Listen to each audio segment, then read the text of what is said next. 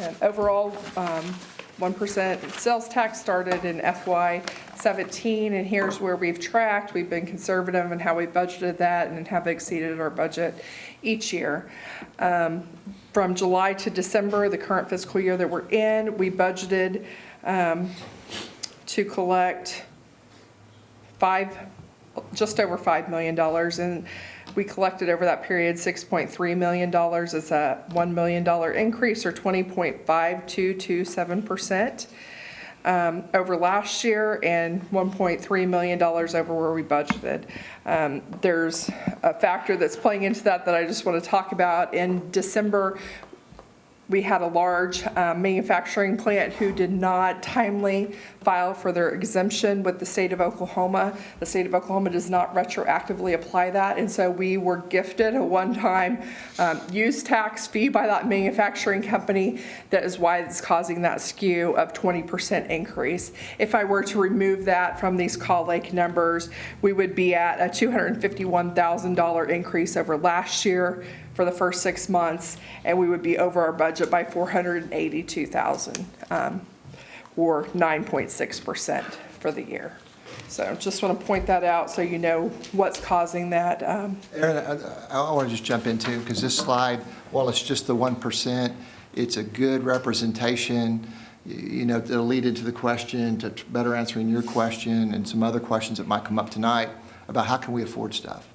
Well, if you look at that, the amber yellow is the actual, and the blue is the budgeted. And you can look at how much it is, but the main thing that I note is, I think in every single column there, going back about 8 years or so, the amber is higher than the blue. That isn't, I'm going to say that's not an accident. I believe that's good budgeting practices, a conservative approach, because we have to match expenditures with revenues. Being conservative on revenues helps us, you could say, not overspend or not be in a position where we have to do the opposite and be cutting the budget before the end of the budget year.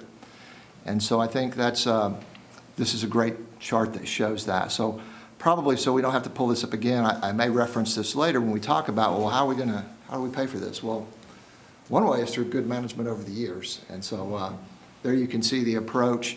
And I will just probably end it with, hey, that's not an accident. I'm pretty confident if we go look at other cities, now some cities will be wonderful, but some cities won't. It doesn't take very much for you to read the Oklahoman or read those press clippings, and you will see other cities, even large cities.